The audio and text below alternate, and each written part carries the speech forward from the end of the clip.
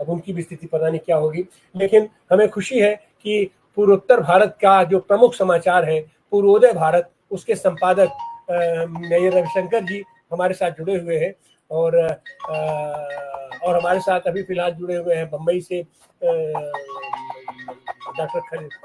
Doctor Salim Khan साहब, और जुड़े हैं ये पंजाब विश्वविद्यालय से राजनीति विज्ञान के प्रोफेसर मोहम्मद खालिद जी। आप सबका स्वागत है। तो अभी हम ये फिलहाल चलते हैं अपने रविशंकर रवि जी के पास वहाँ का लेने एक निवेदन के साथ कि हमारे मणिपुर के साथी जैसे ही आएंगे हम उनको स्वतः हम पहले उनको माइक दे देंगे और उनकी बात हम लोग ले लेंगे।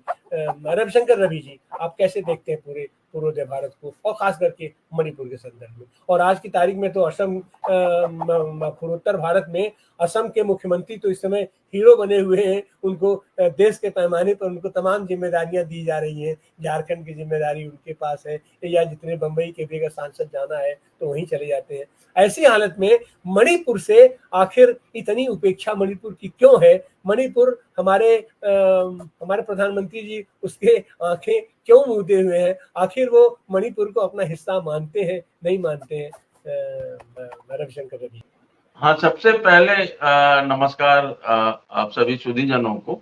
और मैं ये बता दूं कि आज के दिन में मणिपुर की स्थिति जो 1.5 साल पहले हुई थी उससे भी बहुत भयावह स्थिति हो चुकी है, क्योंकि इसमें जन भागीदारी का जो रुख दिख रहा है और जो उनकी मांगे दिख रही हैं वह किसी अच्छे बात का संकेत नहीं है। मैं बता दूं ये जो प्रतिवाद हो रहे हैं और ये जो स्टूडेंट मार्च कर रहे हैं, राजभवन की तरफ जा रहे हैं, और अपडेट कर दूं कि राज्यपाल ने स्टूडेंट को, छात्रों के एक प्रतिनिधिमंडल को अपने पास बुलाया है बातचीत करने का।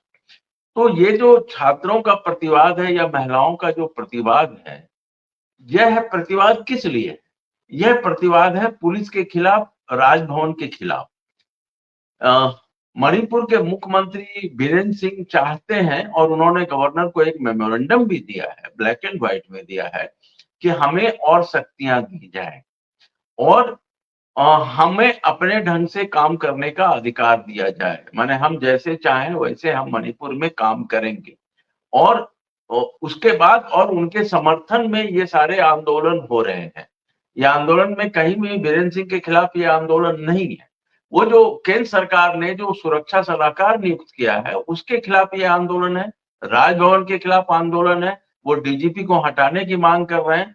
कहने का मतलब यह है कि बीरेंद्र सिंह अब अपने तरीके से चाहते हैं, जैसा उनकी इच्छा होगी वो उस ढंग से करेंगे। और बीरेंद्र सिंह ने क्या किया पूरे हिंसा के दौरान? पुलिस के हथियार लुटवा दिए, पब्लिक हथियार ले गई, ताकि उन हथियारों का उपयोग कुकी लोगों के खिलाफ हो सके। ग्रामीण इलाकों में वो हम हथियार आज तक बरामद नहीं हुए हैं, दिखाने के लिए कुछ हथियार बरामद हुए हैं। तो जहां पर मुख्यमंत्री किसी एक समुदाय का प्रतिनिधित्व करने लगे तो स्वाभाविक है कि उससे कुकी समुदाय के लोगों का विश्वास कहां से बढ़ेगा? कैसे इस दिशा में हम राजनीतिक समाधान की तरफ बढ़ेंगे? और निश्चित रूप से बीच में कुकी उग्रवादी समूह की तरफ से भी लगातार हमले किए गए हैं। और पहली बार मणिपुर पूरे नॉर्थ ईस्ट में किसी हमले में ड्रोन का उपयोग हो रहा है, और रॉकेट लॉन्चर के उपयोग पहले भी हुए हैं। लेकिन अब इस पूरे घटनाक्रम में देख रहे हैं कि अब रॉकेट लॉन्चर का उपयोग हो रहा। पास की ऊंची पहाड़ी से रिहायशी इलाकों में रॉकेट लॉन्चर से गोली दागे जा रहे हैं, ड्रोन से हमले किए जा रहे हैं, सीआरपीएफ के जो शिविर हैं उस पर अटैक किया गया है। तो एक तरफ जो अलगाववादी समूह है कुकी समुदाय से जुड़े हुए, वो भी वेल इक्विप्ड हो रहे हैं, उनको बाहर से मदद निश्चित रूप से मिल रही है और इस तरह से अत्याधुनिक हथियारों का उपयोग वो कर रहे हैं। दूसरी तरफ कुकी समुदाय में गुस्सा इतना बढ़ गया है कि वह चाहते हैं कि स्टेट पावर को सेंट्रल खुली छूट दे, वो जैसे काम करना चाहते हैं वो करें। कुल मिला के इससे खतरा ये पैदा हो गया है कि मैतेई और कुकी समुदाय के बीच जो एक एकता के सूत्र की तलाश की जा रही थी, दोनों समुदाय के लोगों को एक साथ बैठाकर राजनीतिक समाधान की कोशिश की जा रही थी, हाल के घटनाक्रम ने फिर से मैतेई और कुकी समुदाय को एक दूसरे से दूर कर दिया गया। और इस पूरे मामले में केंद्र सरकार की चुप्पी निश्चित रूप से समझ में नहीं आ रही है।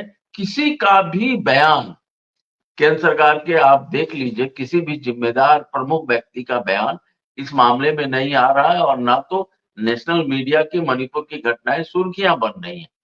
आज जिस दिन की घटनाएं हुई, वहां का जो सबसे बड़ा जो महिलाओं का जो बाजार है, वहां पर भी बहुत हिंसा की घटनाएं हुई, आगजनी की घटनाएं हुई हैं। ईमा बाजार जो माताओं का जो वहां पर बाजार है, तो अब मणिपुर घाटी भी पूरी तरह से डिस्टर्ब हो गई है, और जिसकी वजह से इंटरनेट पर चूंकि तरह तरह के गलत अफवाहें भी फैल रही थी, उसकी वजह से स्टेट एडमिनिस्ट्रेशन ने उसको इंटरनेट सेवा को भी बंद करने का फैसला लिया है।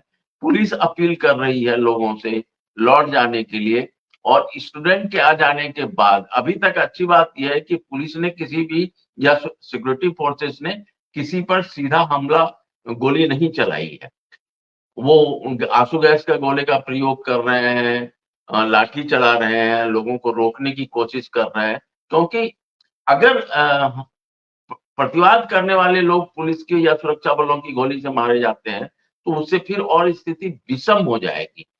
दिक्कत ये हो रही है कि बार बार स्थिति, जबकि स्वयं राष्ट्रीय स्वयंसेवक के प्रमुख खुद कह चुके हैं कि मणिपुर की स्थिति बिगड़ती जा रही है, उसको सुधारने की जरूरत है, बावजूद इसके मुझे कोई स्थिति दिख नहीं रही है। और मणिपुर के आम लोगों का, बाकी चीजों को छोड़ दीजिए, आम लोगों के लिए जीना मुश्किल हो जा रहा है। और ये जो मैतेई समुदाय और कुकी समुदाय के बीच दूरी बढ़ती जा रही है, सबसे बड़ा खतरा यह मुझे दिख रहा है।